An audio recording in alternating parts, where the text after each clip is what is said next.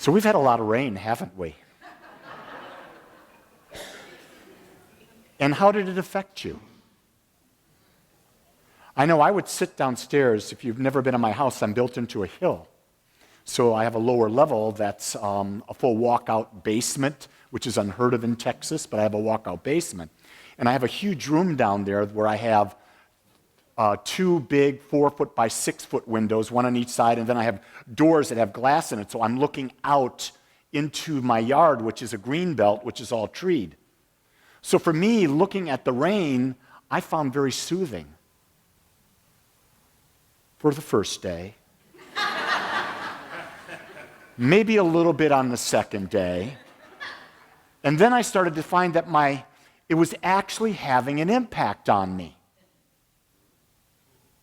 And I realized, wait a second, that's like being in a crowd, having your view, but the crowd saying a completely different view, and after a while, with the crowd bombarding you with their view, you start to doubt your own view. And so I had to really focus and say, so what's good about rain? Well, what's good about rain is it keeps you inside. There's an attitude of being safe, an attitude about being inside. And inside, I got to be more creative. I started thinking outside the box. I had some situations happen for me. And as I listened to those situations as they happened, I said, now here's how I'm going to handle that. And I went, whoa, that's a pattern of handling it. And so I had to ask myself, okay, if I were this Lee that I dreamed that I'm becoming, how would he handle that? And it opened me up to seeing it differently than I've ever seen it before. So in a particular situation I was dealing with, I gave a response that I wouldn't have given before, but I didn't, how do I say this? When I give a response, I don't want to give a response that doesn't make the person that I'm responding to still 100% responsible for their feelings. Do you understand that? That no one is responsible for the way anyone else feels. Only the person who's having the feeling is responsible for it, because it's their perception of what happens that causes them to shift and have that feeling. So we're not personally responsible. I can walk up to Angelo and I could say something. If he takes it wrong, that's his responsibility. But I have a responsibility in that. My responsibility in that is, am I being the highest Lee? Am I doing anything to intentionally hurt someone? See, that's the question we ask. Have I done anything that's intentional? If you haven't done anything intentional, then you're not responsible. Do you get that? Because here's the thing. Of the people here today, you're all going to hear this message very differently. You're going to be hearing it from a perspective that only you are hearing from it. So if you're with someone here for the first time and you're with a person, when you're leaving, ask, what did you hear today? And what they heard, what was important for them, is very different than what you heard and what's important for you, because you're coming at it from a different sense of where are you in life in this moment. The only person who can answer the question where you are in life at this moment is you. So the question is, if we want to have a different life, we've got to start to change our thinking. And we've got to stop limiting ourselves. See, all the limitations that we have on us right now are ones we put there. So I want you to know I'm going to go into a little vanity right now, because I do that to make a point. So I had a limitation on myself. I had a limitation on me for 67 years. That I would not be able ever, ever, ever to get a six-pack. Now, I'm not talking about the six-pack that you walk into the store and you give them money for and you come out and you drink beers. I'm talking about the six-pack in your abs. You know that? You see these men or these women, they got the six-pack. Well, I have tried, I've dieted, I've been thin, I've been as lean as you can. No six-pack, no matter what I did. But like 45 days ago, I started doing some Orlan, which is amino acids and peptides, and it stimulated my growth hormone. And so in the last 45 days, I have put on 11 pounds. I put on 11 pounds and it's going into muscle. And today I looked at Jean. I came out of the shower. I said to Jean, look at this. And I had those 2 little ripples right there. And I said, baby, it's coming. It's coming. And so now my mental image of that is even greater because I now know. See, here's what I didn't realize. I've been trying since I was 40 to get a six-pack. Well, I've got great testosterone. I eat great. I work out hard. I didn't have growth hormone. See, we don't realize that certain things leave us at 30. Your growth hormone immediately starts to go down. Well, now that my pituitary gland is producing the growth hormone, the God within me is creating a six-pack. But you see, I had to be open to the possibility of something. Did you get that? I had a limiting belief that it wasn't possible. I'm using a really silly example here. I want you to know that I know that it's silly, but its silliness sometimes can make an impression on us that we can have anything we want despite of the fact of where we are in our life experience right now. So this is something that I wrote down. I don't know if I wrote it down because I created it. I don't know if I heard it. I didn't put an author's name by it, so I can't claim it for myself. So I'm going to say this. A soul is a point of consciousness where the infinite has individualized itself as unique, whole, and perfect for the purpose of experiencing itself by interacting with itself. Play with that. That's something you can go into a deep set of meditation and that'll just blow you away. So the infinite has individualized itself, which is you and me. We're all individualizations of that infinite, right? And the purpose it did, and when it created us what? Out of itself, right? So if God, the infinite, created us out of itself, that means we're created out of God, which means we can be nothing but perfect because there's nothing but perfection in God, right? Makes sense. So now I'm perfect, forgetting it in my human mind, but I'm here for what purpose? To experience God as me by interacting with God as you. That's what life is. Life is God experiencing itself as, let's say, the 7.5 billion people on the planet, individualized and yet interacting.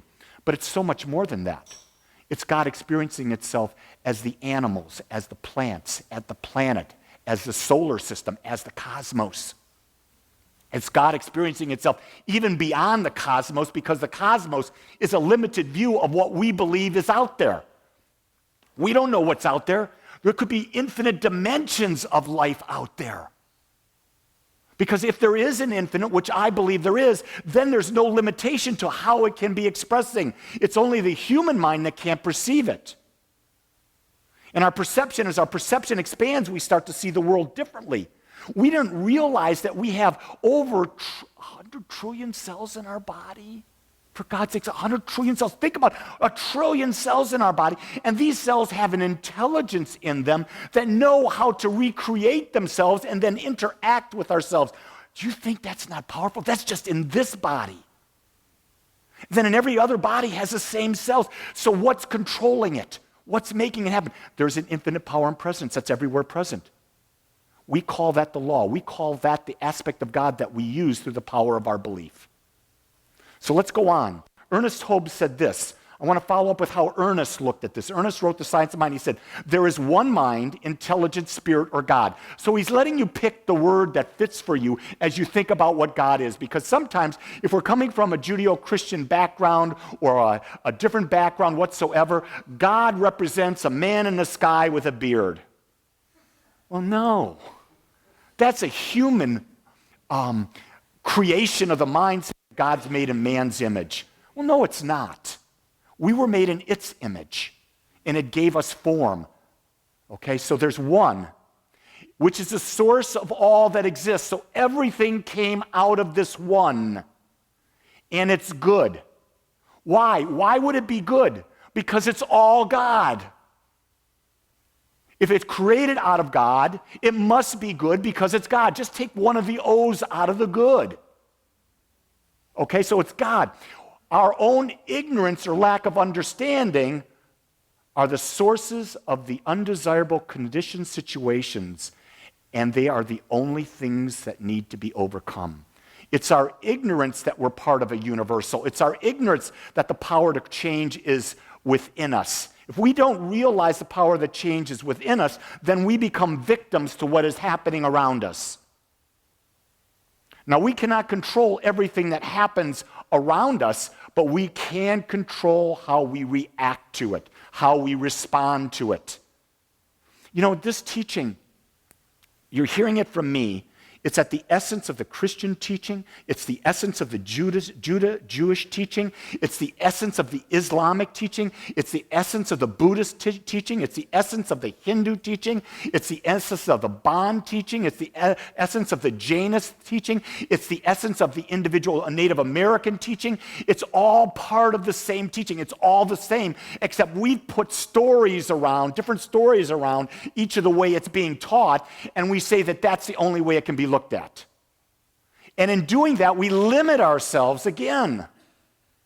And what do we do when we limit ourselves? We separate ourselves and we forget we're all seeking the same thing. What are we seeking? Oneness. We're seeking the ability to realize that there's an infinite and we're with it. That's why when we go into a state of deep meditation, the purpose is to be totally still, to quiet the mind, to quiet the body, to not move, to be in total silence. And in that moment, everything being in balance is the experience of God. That's the experience of God when life is in complete and perfect balance. Ernest goes on and says, we have to lift ourselves out of the mental ruts we've been traveling in order to discover new raw materials. In other words, we have to lift ourselves out of our habits of thinking that we formed over the course of our lives. The habits of thinking that we've consciously chosen, the habits of thinking we've unconsciously chosen, the habits of thinking mom and dad gave us. It was really great. We were watching this show on Netflix the last couple nights, and it's on cooking show. It's 4 episodes, and it's got a woman who's Iranian, and the first episode was on fat, and she was in Italy, and she was exposing how does fat affect food. Another one was on, they went to Japan, and they looked at salt. And then they went down to Mexico, and they looked at sour, acid. And then the last one was on fire, the ability, how does heat work with the food and that type of thing. And as she was going, she had all the native people there were giving new ideas about how to use these simple things to flavor food. I'm telling you, it opened me up. And the thing that I was so blown away with was Italy. I was blown away with Italy because where she was, in the little towns where she was, it was about how they raised their animals.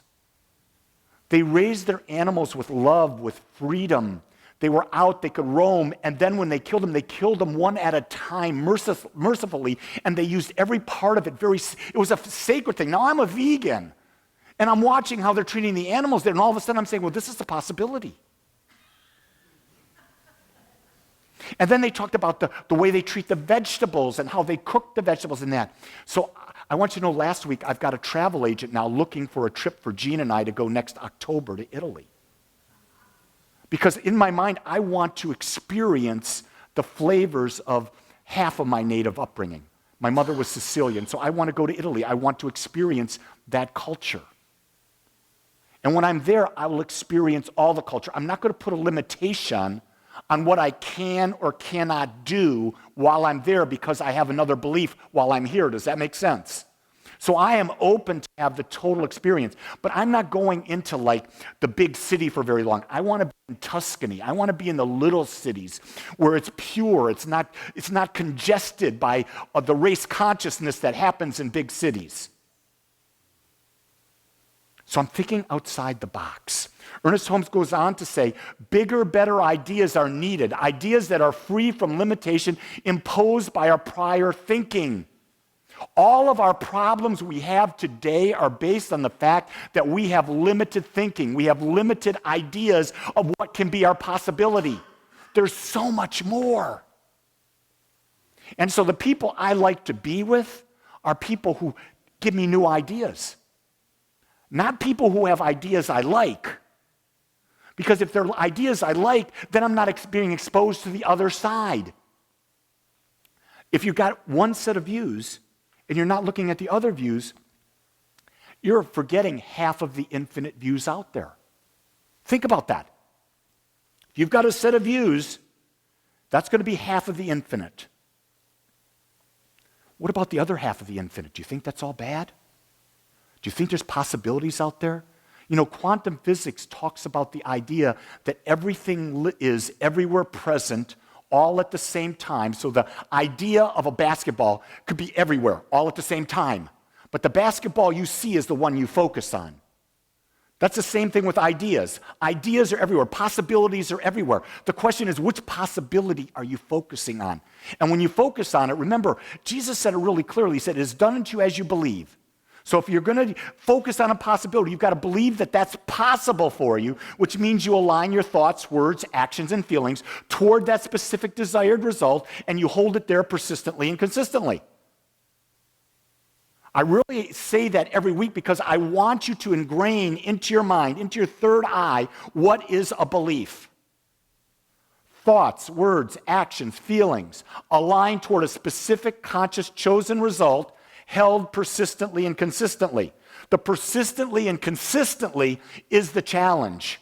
That's where you've got to build a cave, a wall, an iron thing around it so no one can get at it. Because what you let happen is, oh, my mother said I couldn't do that. What makes me think I'm worthy of that experience? That'll be the one that tears it apart the most. It's not your mother's voice or your father's voice. It's you destroying your possibility by simply thinking, what makes me think I'm not worthy of that? The only thing that makes you think you're not worthy of it is your own ignorance of who you are. I can't say it any clearer. It's our ignorance of who we are that stops us from that. Our freedom comes from our ability to think new thoughts and act upon them. I think this is really critical. We've got to start thinking anew. We've got to start looking at life through the eyes of a child, because a child is always thinking new things. They come with crazy games. We've got to start playing crazy games. But we want order, so we have to follow what society says. No, we can be together in society, and we can function in society. Here's the key thing. Here's what I think is the most critical thing for us to function in society. It's one word, and that is to respect. If we respect everyone as an individualization of God with the ability and freedom to create their lives, then we're treating everyone the way we would want to be treated. Isn't that what you want most? You want to be treated with respect, but you don't want to be treated in any way that takes away your individual freedom. Because your individual freedom is the essence and allness. It's everything that you are. When your freedom starts to be taken away, that's when you rebel. This is where most people are rebelling against traditional religion today. Because traditional religion puts a box around you and says, you must behave this way. No, you don't. That's a box that they created. No one else created it but them. We get to decide what are our limitations. No one else can decide them. Not even your wife. Not even your husband, your mother, your father, your children. You are here to individually express, not to please anyone else. We go on. This is a tough one here. A specific thought, even though entertained only once a day, can, in the overall picture, be a powerful creative aspect of our experience. If we've got all our good thoughts going in, all our good thoughts going in, all our good thoughts going in, and at the end of the day as we go to bed, who the hell do I think I am that I deserve it? We thought it once. What happened to everything we thought before? We negated it. But on the other end, Let's say we're having negative thoughts all day, and we go to bed and we have a positive thought. Oh, this is what's good happened to me. I got clarity. Oh my God, you're going to bed with hope. So one thought can either take you down or one thought can build you up. The question is, which ones are you going to feed? It's like, what was that? There's an Indian story about the wolves. And one wolf is good and one wolf is bad. And the little Indian boy said to the father, which wolf is going to win? He says, the one you feed. Where are you putting your thoughts? That's the food. That's the energy of what you're doing by where you're feeding it.